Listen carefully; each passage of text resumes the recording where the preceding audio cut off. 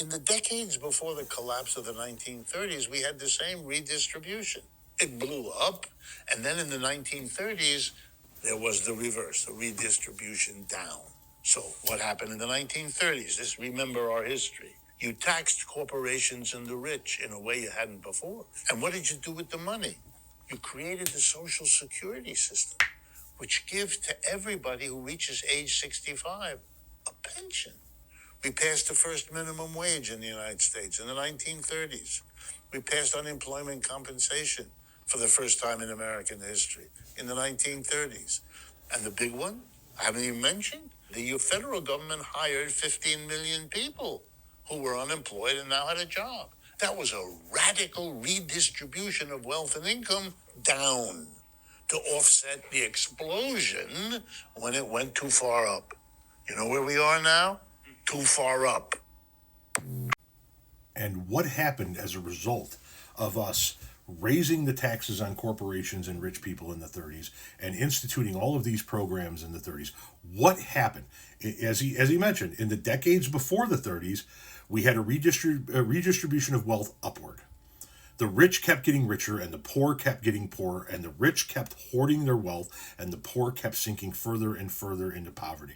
And then the whole thing blew up in the late 20s, and in the 30s we changed course and we started taxing the rich and the corporations more. We formed social programs, and what was the end result ultimately of all of that as we moved on through the decades? The 30s into the 40s, into the 50s, into the 60s. What did we have in this country?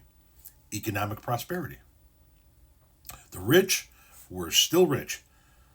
The rich didn't change the way they lived. They still bought their cars and their boats and went on vacations and had their dividend checks, and they were still rich.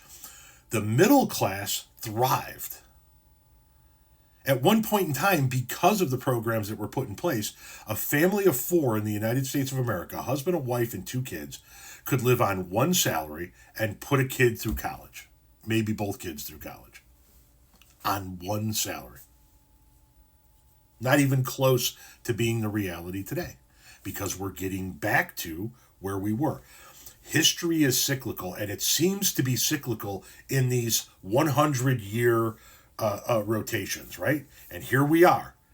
We're 100 years out of the last time we went through this shit. The 20s into the 30s, the rich kept getting richer and richer and richer, and the poor kept getting poorer and poorer, and we had the Great Depression. And then in the 30s, we started to change course, and the 30s, 40s, 50s, and 60s, we had economic prosperity.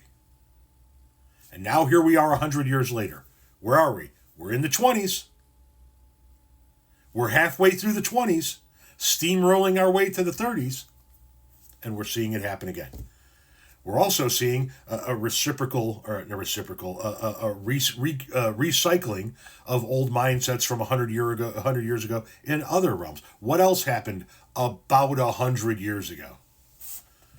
We saw a rise in fascism. In the 20s, leading into the 30s, we saw a rise of fascism. It's when a little gentleman came to power in Central Europe.